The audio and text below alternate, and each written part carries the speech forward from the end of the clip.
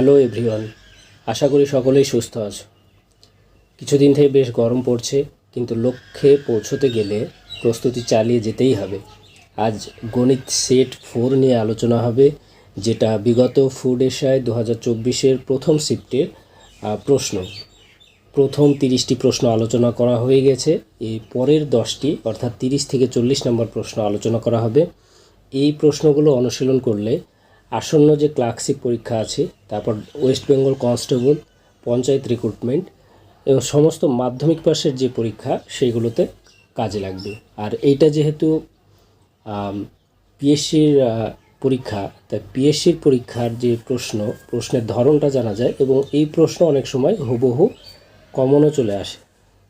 আর এইখানে দেখো, mission police নামে ফোকাস স্টাডির পক্ষ থেকে একটা কোর্স লঞ্চ করা হয়েছে। কেউ যদি জয়েন করতে চাও তাহলে অবশ্যই এই নাম্বারে নক করবে। শুরু করছি আজকের প্রথম প্রশ্ন, 56 নম্বর। 300 টাকার 11% হারে 5 বছরের সুদ কত? যখন উল্লেখ করা থাকবে না সরল সুদ না চক্রবৃদ্ধি সুদ, তখন হিসাব করতে হবে সরল সুদের হিসেবে। এর আগেই বলেছিলাম, যখন আসল যে টাকা হবে তার সঙ্গে পার্সেন্টেজ, মানে যেটা সুদের হার 11, তাহলে গুণিত 11, এই যে পার্সেন্টের জন্য নিচে 100, আর কত বছর? 5 বছর, তাই 5 গুণ। এইরকম করলে সুদের পরিমাণ পাওয়া যায় সরল সুদের ক্ষেত্রে। তাহলে এই 300 দিয়ে যদি কেটে নিই তাহলে কত পেলাম? উপরে 3 গুণিত 11 গুণিত 5, 5 11 55কে 3 দিয়ে গুণ করলে হয় 165। এই ক্ষেত্রে যখনই আমরা উপরে 11 পেয়ে যাব, তখনই পরপর দেখব একমাত্র এই সংখ্যাটাকেই 11 দিয়ে ভাগ করা যায়। সেক্ষেত্রে আমরা এই হিসেব কষার আগেই উত্তরটা সঠিক করে দিতে পারতাম। তাহলে 11 দিয়ে কোনো সংখ্যাকে ভাগ যাবে কি না সেটা দেখার নিয়ম হচ্ছে যে ওর বিজোড় স্থানীয় অঙ্কগুলো, এই যে 165 আছে, এর বিজোড় স্থানীয় সংখ্যাগুলোর যোগফল আর এই যে জোড় স্থানীয় সংখ্যাগুলোর যোগফল যদি একই হয় অথবা বিয়োগ করে 11 হয়, তাহলে 11 দিয়ে ভাগ করা যায়। পরের প্রশ্ন, আলী 2 মিনিট 30 সেকেন্ডে 300 মিটার দূরত্ব অতিক্রম করে। কিলোমিটার পার ঘন্টায় তার গতিবেগ কত? তাহলে এটা হচ্ছে দুটো গতিবেগ দুভাবে মাপা হয়। একটা হচ্ছে যে মিটার পার সেকেন্ড, মানে 1 সেকেন্ডে কত মিটার যায়, আর একটা কিলোমিটার পার আওয়ার, মানে 1 ঘন্টায় কত কিলোমিটার যায়। তো এই ক্ষেত্রে 2 মিনিট 30 সেকেন্ড, 2 মিনিট মানে কত? 2 গুণিত 60 মানে 120 সেকেন্ড, আর 30 সেকেন্ড, এর সঙ্গে 30 যোগ করে দিলে কত হয়ে গেল? 150 সেকেন্ড। 150 সেকেন্ডে কত যায়? 300 মিটার। আর আমাদেরকে মিটার পার সেকেন্ডে বের করতে গেলে কি করতে হবে? 1 সেকেন্ডে কত যায়? তাহলে 150 সেকেন্ডে যদি 300 যায়, তাহলে 1 সেকেন্ডে কত যাবে? এখানে কত যাবে? 1 সেকেন্ডে 2 মিটার। অর্থাৎ এই যে গতিবেগে যাচ্ছে সেটা হচ্ছে 2 মিটার পার সেকেন্ড। এটাকে কিসে বের করতে হবে? কিলোমিটার পার আওয়ার বা ঘন্টায়। তাহলে যখন মিটারকে কিলোমিটারে প্রকাশ করতে হবে তখন ডিটেলসেও করা যায়, সেক্ষেত্রে বেশি সময় লাগবে। এইটা মনে রাখতে হবে, মিটার পার সেকেন্ডকে কিলোমিটার পার আওয়ারে পরিবর্তন করতে গেলে 18/5 দিয়ে গুণ করতে হয়। আর যদি কিলোমিটার পার আওয়ার থাকে, এই ক্ষেত্রে মিটার পার সেকেন্ড করতে গেলে 5/18 দিয়ে গুণ করে দিলেই এটা হয়ে যাবে মিটার পার সেকেন্ড। তাহলে কি মিটার পার সেকেন্ড হলে 18/5, তাহলে কিলোমিটার পার আওয়ার হয়ে গেল। আর কিলোমিটার পার আওয়ার থাকলে 5/18, তাহলে এই ক্ষেত্রে কত হয়ে গেল? 18 দুগুণে 36/5, 36/5 মানে 5 দিয়ে ভাগ করলে 5 7 35, 1 দশমিক দিয়ে শূন্য নামে, আর 5 দুগুণে 10, তাহলে 7.2 হয়ে গেল সঠিক উত্তর। পরের প্রশ্ন, শহর এ থেকে বি এর দূরত্ব 5 মাইল। এ থেকে বি এর দূরত্ব কত? 5 মাইল। এবং বি থেকে সি এর দূরত্ব কত? 6 মাইল। নিচের কোনটি এ থেকে সি এর সর্বোচ্চ দূরত্ব হতে পারে? সর্বোচ্চ দূরত্ব মানে দেখা গেল এই শহর থেকে বি শহর এরকম সরল রেখাতেও নাও হতে পারে, এ থেকে বি এরকম হয়ে বি থেকে সি এরকম হতে পারত। তাহলে সর্বোচ্চ দূরত্ব তো কমে যেত, সেক্ষেত্রে বাড়তো না, তাই না? এইরকম ঘুরে ঘুরে যদি হতো তাহলে সর্বোচ্চ দূরত্ব এরকম কমে যেতে পারত। তার এই ক্ষেত্রে সবচেয়ে বেশি দূরত্ব সবসময় কি হবে? সরল রেখায় যেটা থাকবে সেটাই হবে সবচেয়ে দূরত্ব। তাহলে 5 যোগ 6 মানে 11 মাইল হবে সঠিক উত্তর। পরের প্রশ্ন, নিচের কোন সংখ্যাটি 3 দ্বারা বিভাজ্য? এটা খুবই সহজ, অনেক পরীক্ষায় 9 দিয়ে বা 11 দিয়ে প্রচুর আসে। তাহলে 11 দিয়ে এটা মনে রাখতে হবে। 11 দিয়ে আমি একটু আগেই বলে দিলাম, এর পরের অঙ্কতে আসলে আরও ডিটেলসে বলে দেব। 3 দিয়ে দেখার নিয়ম সবাই হয়তো জানো। প্রত্যেকটা মানে এই যে একটা সংখ্যার এগুলোকে বলা হয় অঙ্ক। তো এই অঙ্কগুলো যোগ করে যদি 3 দিয়ে ভাগ করা যায়, অথবা প্রত্যেকটা গুনতে গুনতে যদি 3 দিয়ে ভাগ করে কেটে যায়, তাহলে 3 দিয়ে ভাগ করা যাবে। তো আমরা প্রথম থেকেই দেখি, এইখানে পেলাম 4 আর 2 6, তাহলে 6কে 3 দিয়ে ভাগ করা যায়, তাই এই প্রথম দুটো কেটে দিলাম। পরের 3, এই 3কে 3 দিয়ে ভাগ করা যায়, তাই কেটে দিলাম। পরের 7 আর 5 12, 12কে 3 দিয়ে কাটা যায়। তাহলে লাস্টে 6টাকেও 3 দিয়ে কাটা যায়, কিন্তু এই মাঝের 8 পড়ে থাকলো, 8টাকে কাটা যায় না। তাহলে এই যে এ নাম্বার, এটাকে 3 দিয়ে ভাগ করা যাবে না। পরেরটা দেখব, প্রথমে 3কে তো 3 দিয়ে যায়, 5 আর 7, 7 5 12কে 3 দিয়ে ভাগ করা যায়, 6কে যায়, 9কে যায়। আচ্ছা, লাস্টে 2 আর 3কে 3 দিয়ে ভাগ করা যায়, কিন্তু মাঝে আবার 8 থেকে যাচ্ছে। অথবা এইরকমভাবেও দেখা যেতে পারে যে 8 আর 9কে 3 দিয়ে ভাগ করা যায়, লাস্টে 2 থেকে যাচ্ছে। একই রকমভাবে সি নাম্বারটা দেখব, 3 3 3 কেটে গেল, 3 3 কেটে গেল, 6ও কেটে গেল, শুধু 4 পড়ে থাকলো, 4কে তো ভাগ করা যায় না। তাহলে সব শেষের অঙ্কটা দেখব,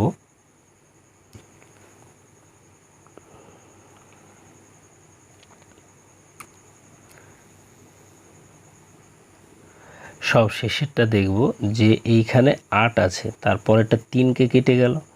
আচ্ছা, 8 আর পরে 4, এই 8 আর 4 12, তাহলে এই দুটো মিলে একটা কেটে গেল। আচ্ছা, মাঝের 9 কেটে গেল, এই যে 6 কেটে গেল, পড়ে থাকলো কত? 7 আর 5, 7 5 12, 12কেও 3 দিয়ে কেটে যায়। তাহলে এই ডি নাম্বার হলো সঠিক উত্তর। অথবা এইরকমভাবে না কেটে পুরোটাকে যোগ করেও ভাগ করলে হবে, কিন্তু এইভাবে কেটে দিলে সহজ হয়ে যায়। এখানে দেখব 8 আর 3 কত হয়? 8 9 10 11, আর 4 15, আর 7 22, আর 9 31, আর 5 36, আর 6 42। এই যে আর 0 দিলে 42ই হলো। 42কে 3 দিয়ে ভাগ করা যায়, তাহলে এটাকেই ভাগ করা গেল। তো যে অঙ্কগুলোর ক্ষেত্রে অপশান টেস্ট করার ব্যাপার থাকবে, সেগুলো সি বা ডি থেকে প্রথমে ধরলে সহজে উত্তরটা পাওয়া যায়। এই ক্ষেত্রে আমরা প্রথমে ধরতে পারতাম, কিন্তু সবগুলো বোঝানোর জন্য এটা প্রথম থেকে করলাম। পরের প্রশ্ন, দুটি ধনাত্মক পূর্ণবর্গ সংখ্যার যোগফল হলো 100 এবং তাদের বর্গের পার্থক্য হলো 28। তাহলে দুটি ধনাত্মক পূর্ণবর্গ সংখ্যা, পূর্ণবর্গ সংখ্যা কোনগুলো? যেমন 4, দুটো একই সংখ্যার গুণফলকে বলা হয় পূর্ণবর্গ সংখ্যা। বা যেমন 5 গুণিত 5 সমান কত হয়? 25। তাহলে এই 25 হলো পূর্ণবর্গ সংখ্যা, বা 4 হলো পূর্ণবর্গ সংখ্যা। তাহলে আসল মূল সংখ্যাটা হলো 2, এই 2-এর স্কোয়ার বা 5-এর স্কোয়ার মানে হচ্ছে পূর্ণবর্গ সংখ্যা। তো এই ক্ষেত্রে যেহেতু আমরা সংখ্যাগুলো কি তা জানি না, তাই যদি আমি ধরি একটা সংখ্যা x, তার স্কোয়ার, এটা একটা পূর্ণবর্গ, এবং আর একটা সংখ্যা y, তার স্কোয়ার দিলে এটা পূর্ণবর্গ হয়ে গেল। তাহলে এদের যোগফল কত হয়ে গেল? 100। এবং তাদের বর্গের পার্থক্য, বর্গের পার্থক্য x স্কোয়ার বিয়োগ y এর স্কোয়ার সমান কত হয়ে গেল? 28। তাহলে এই যে এই দুটো যদি কেটে দিই, তাহলে কি পাবো? এক্স আর এক্স যোগ এক্সের স্কোয়ার আর এক্স স্কোয়ার যোগ করলে 2x স্কোয়ার সমান 128। তাহলে এই 2 দিয়ে যদি 128কে কাটি তাহলে 64 পাই। এক্সের স্কোয়ার মানে 64, মানে পূর্ণবর্গ সংখ্যাটা একটা হলো 64। তাহলে শুধু এক্স মানে কত? 64, মানে শুধু সংখ্যাটা হলো 8। এই যে দুটো সংখ্যার গুণফল 8 8 64, আর এক্স গুণ করলে এক্সের স্কোয়ার। তাহলে একটা সংখ্যা যদি 64 হয় তাহলে এই ক্ষেত্রে দুটি সংখ্যার যোগফল কত বলেছিল? 100। 100 থেকে 64 বিয়োগ করলে কত হয়? 36। আর এই 36-এর রুট কত হয়? 6। তাহলে আর একটা নিশ্চয় হয়ে গেল কত? 6। তাহলে এই দুটোর যোগফল কত? 8 যোগ 6 সমান 8 আর 6 14 হলো সঠিক উত্তর। পরের প্রশ্ন, এম সংখ্যার গড় হলো n⁴। এখানে একটু বোঝানোর জন্য বলে দিই, আমি বললাম যে 5টি সংখ্যার গড় হলো 7। তাহলে এই 5টি সংখ্যার যোগফল কত হবে? 5 7 35। এটাই হয় নিয়ম। তাহলে এই ক্ষেত্রে এম আর এন থাকলে গুলিয়ে যাবে, তার জন্য এটা বোঝানো হলো। তো এইখানে দেখব এম সংখ্যার গড় হলো n⁴।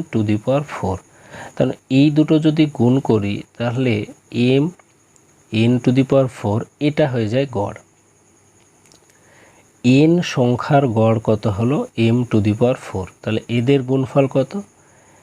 m⁴ ইন্টু এন, মানে এমটাকে আগে লিখলাম। তাহলে এই যে এই সংখ্যাটা আর এই সংখ্যাটা, এই দুটো যদি যোগ করি তাহলে m যোগ n পাই, m যোগ n এটা পাই। আর এই দুটো যদি যোগ করি তাহলে কি পাই? m n⁴ plus m⁴ into n। তাহলে এই দুটোর যোগফলকে যদি এই দুটো দিয়ে ভাগ করে দিই, তাহলে গড় পাওয়া যায়। এই ক্ষেত্রে যদি সংখ্যা হতো তাহলে খুব সহজ হয়ে যেত। মানে আমি বলেছিলাম 5টি সংখ্যার গড় 7 আর 2টি সংখ্যার গড় 3, তাহলে 3 দুগুণে 6, তাহলে 35 আর 6 কত হয়? 41। আর 5টি আর 2টি 7টি, এই 41কে 7 দিয়ে ভাগ করলেই পুরোটার গড় পেয়ে যেতাম। একই রকমভাবে এটাও করলাম। তাহলে এইখানে পাওয়া গেল গড় হলো এইটা, কিন্তু প্রশ্নের উত্তরে এই রকম কোনো অপশান নেই। তাহলে এইখান থেকে আমাদেরকে আবার অঙ্ক করতে হবে। এখান থেকে প্রথম মানে ওপরের লবে আমরা কি পাবো? প্রত্যেকটার ক্ষেত্রেই কিন্তু কি আছে? এম এবং এন কমন আছে। তাহলে এই ক্ষেত্রে এম আর এন যদি কমন নিয়ে নিই তাহলে এই যে এই অংশটা থেকে একটা এম আর একটা এন নিয়ে নিলাম, তাহলে এম তো পুরোটাই চলে এলো, আর এন 4টে ছিল তার মধ্যে একটা নিয়ে নিয়েছি, তাই 3টে পড়ে থাকলো। যোগ চিহ্ন আছে তাই যোগ চিহ্ন দিলাম। এবার এম ছিল 4টে, তার মধ্যে একটা নিয়ে নিয়েছি, এম থাকলো 3টে। আর এন তো এখানে নিয়ে নিয়েছি, তার জন্য আর এন থাকলো না, বাই এম প্লাস এন। তাহলে এখানে এটাকে আমরা এন কিউব আর এম কিউব না বলে M cube plus N cube বলতে পারি। তাহলে এ কিউব প্লাস বি কিউবের একটা সূত্র আছে কি? এ কিউব প্লাস বি কিউবের একটা সূত্র আছে। তাহলে এই অংশটা আমরা লিখেই নিলাম সমান চিহ্ন দিয়ে, এম এন লিখেই নিলাম। তাহলে A cube plus B cube মানে হলো M plus N into M square minus M N plus এনের স্কোয়ার। আর বাই যেটা ছিল এম প্লাস এন, এটা লিখে দিলাম। তাহলে এই যে এইগুলো সবগুলো গুণ আকারে আছে, তাহলে গুণ আকারে থাকলে আমরা এই নিচের এম প্লাস এন আর এম প্লাস এন কেটে দিতে পারি। তাহলে পড়ে থাকে কি? M N into M square plus N square minus M N. M N into M square, এইটাকে যদি প্রথমে লিখি তবু লেখা যাবে মাইনাস এম এন। তাহলে এটা কোথায় আছে? এই যে এইখানে আছে ডি নাম্বার হয়ে গেল সঠিক উত্তর। পরের, মনীষ যদি 20 কিলোমিটার পার ঘন্টা দ্রুত হাঁটতেন তাহলে তিনি 600 কিলোমিটার দূরত্ব যেতে 1 ঘন্টা সময় বাঁচাতেন, মানে 1 ঘন্টা সময় কম লাগতো। তাহলে এই ক্ষেত্রে 600 কিলোমিটার এটা হলো ডিস্টেন্স বা দূরত্ব। আগের ক্লাসে একটা অঙ্কে বলেছিলাম যে ডিস্টেন্স হয় গতিবেগ গুণিত সময় সমান হয় দূরত্ব। তাহলে দূরত্ব বাই গতিবেগ সমান সময় হবে। তাহলে এই ক্ষেত্রে যেহেতু স্বাভাবিক গতিবেগ বের করতে বলেছে, তাহলে স্বাভাবিক গতিবেগ ধরে নিচ্ছি x কিলোমিটার পার আওয়ার। স্বাভাবিক গতিবেগ যদি x কিলোমিটার পার আওয়ার ধরি, তাহলে টোটাল দূরত্ব হচ্ছে যে 600 কিলোমিটার। এই দূরত্ব যদি x গতিবেগে যেত তাহলে সময় একটা লাগতো 600 বাই x। আর একটা দূরত্ব 20 কিলোমিটার বেশি দূরত্ব, মানে এই এক্সের সঙ্গে 20 যোগ হয়ে যাচ্ছে। তাহলে সময়ের তফাৎ কত হচ্ছে? 1 ঘন্টা। এইটা থেকে যদি -600 বাই x প্লাস 20 করি তাহলে সময় কত? 1 ঘন্টা। এবার আমরা হিসাব করে দেখব x আর x প্লাস 20 লসাগু কত হলো। এই দুটোর গুণফল মানে x স্কোয়ার প্লাস 20x। আচ্ছা, তাহলে এটার ক্ষেত্রে এইটা দিয়ে যদি এক্সকে ভাগ করি তাহলে x প্লাস 20 পড়ে থাকে। একটু সহজভাবেই করি, বুঝতে সুবিধা হবে। x প্লাস 20 এইরকম ছিল। এই ক্ষেত্রে যদি x দিয়ে এক্সটা কেটে যায় তার মানে 600 সঙ্গে x প্লাস 20 গুণ হয়ে যায়।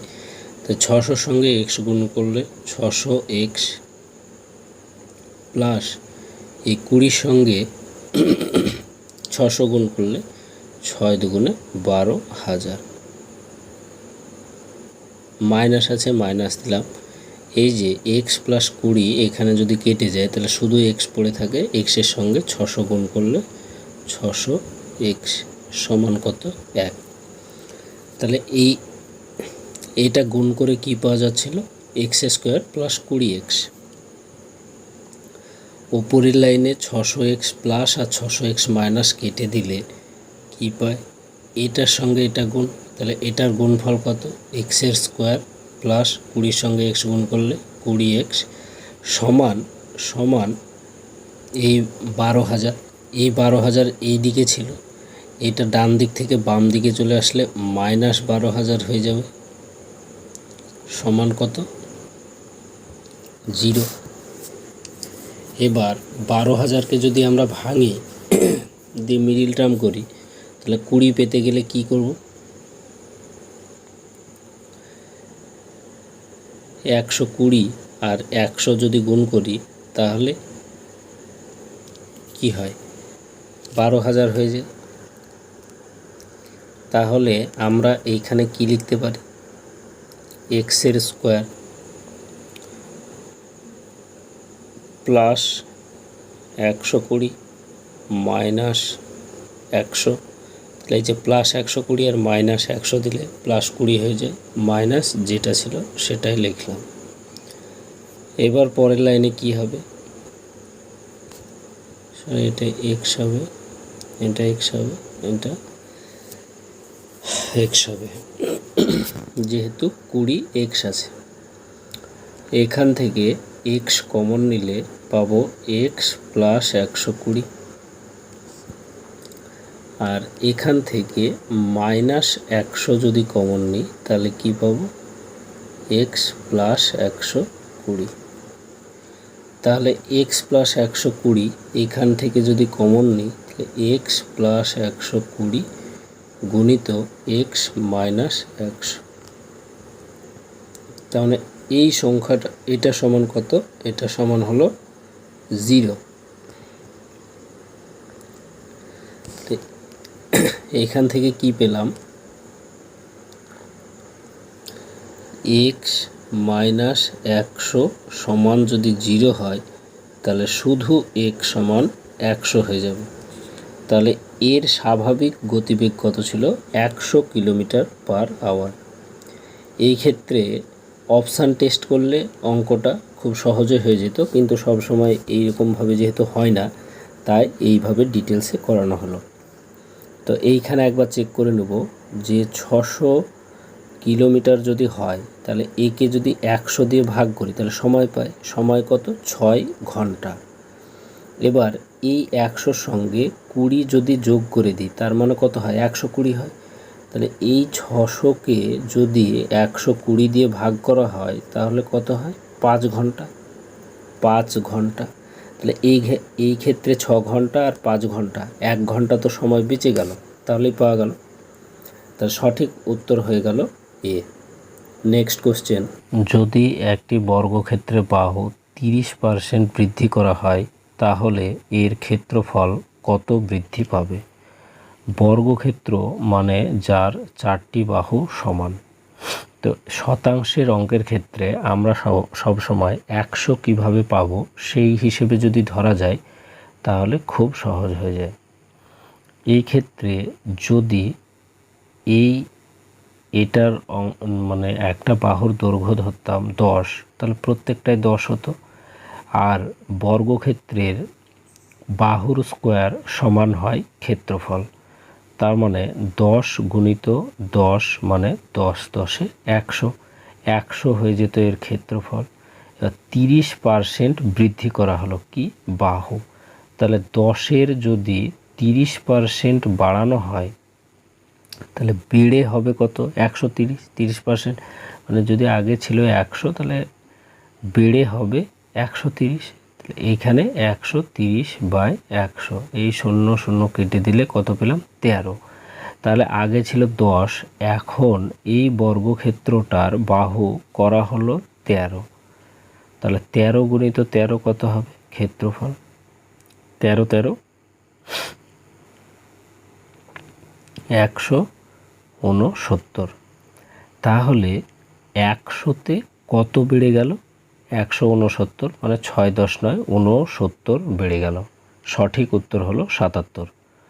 পরের প্রশ্ন, দুটি সংখ্যার যোগফল হলো 2490। যদি একটি সংখ্যার 65% অন্যটির 85%-এর সমান হয় তাহলে বৃহত্তর সংখ্যাটি হলো। তাহলে এখানে বুঝতে হবে বড় সংখ্যার সঙ্গে যদি ছোটটা গুণ করা হয় তবেই তো এই ছোট সংখ্যার সঙ্গে একটা বড় জিনিস গুণ করে সমান হবে। তাহলে যার সঙ্গে 6.5% গুণ করব সেটাই হবে বড় সংখ্যা, এবং তাদের যোগফল কত হবে? 2490। তাহলে একটি সংখ্যা যদি x হয়, এর 6.5%, 6.5% এই দশকের জন্য আমি এইখানে তুলে দিলাম। এর সঙ্গে কি বলছে যে অপরটির y গুণিত 8.5/1000 দশমিক তুলে দিলাম। তাহলে নিচের কেটে গেল।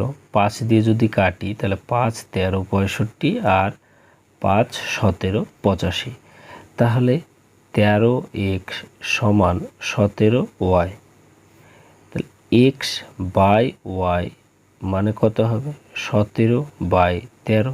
তার মানে x এর মান কত হয়ে গেল? 17। এইখানে এইটা হলো আনুপাতিক হার। তাহলে 17, দুটি সংখ্যার যোগফল হলো কত? 2490। তাহলে x প্লাস y সমান 2490। কিন্তু এইখানে কি বলছে? x হচ্ছে 17 আর y হচ্ছে 13। এটা কিন্তু একটা অনুপাত বেরিয়েছে, এটা সংখ্যা বেরোয়নি, যেহেতু এইখানে আমরা এটাকে ধরেছি। তাহলে দুটো সংখ্যার যদি 1490 হয় আর এই দুটো সংখ্যার এমনি যোগফল যদি হয় কত? 30 হয়, তাহলে এই মূল সংখ্যাটাকে 30 দিয়ে ভাগ করলে কি পাচ্ছি দেখি? 0 0 কেটে দিলাম, 3 8 24, 3 3 9। তার মানে এই যে 83, এই 83-র সঙ্গে 17 গুণ করে দিলে বড় সংখ্যাটা পেয়ে যাব। 3 7 21-এর 1 হাতে থাকে 2, আর 3 একে 3 আর 7 8-এ 56, 57 58 59 60 61-এর 1 হাতে থাকে 6, 8 একে 8 আর 6-এ 14, 1411 হবে সঠিক উত্তর। পরের প্রশ্ন, দুটি সংখ্যার অনুপাত 3:4 এবং তাদের যোগফল 420। তাহলে সংখ্যা দুটির মধ্যে বড় সংখ্যাটি হলো, অনুপাত যেটা বড় সংখ্যাও সেটা বড় হবে, তাহলে তাদের যোগফল। এই ক্ষেত্রে অনুপাত দিয়েছে, সংখ্যা বলেনি, তাহলে প্রত্যেকটা অনুপাতের সঙ্গে আমরা যদি x গুণ করে দিই, এখানে হচ্ছে যে প্লাসে 4x সমান কত 420, তাহলে 4 আর 3-এ 7x হয়, এটা হচ্ছে যে 7x সমান 420। তাহলে শুধু x মানে 7 দিয়ে কাটলে 60, 6 7-এ 42, x এর মান কত হয়ে গেল 60। আর বড় সংখ্যা বলেছে, তাহলে বড় অনুপাতটার সঙ্গে 60 গুণ করে দিতে হবে, তার কারণে x এর মান যদি 60 হয়, 4-এর সঙ্গে 60 গুণ করলে 4 6 240 হলো সঠিক উত্তর। তো আজকে এই পর্যন্তই, নেক্সট ক্লাসে আবার দেখা হবে। Thank you everyone.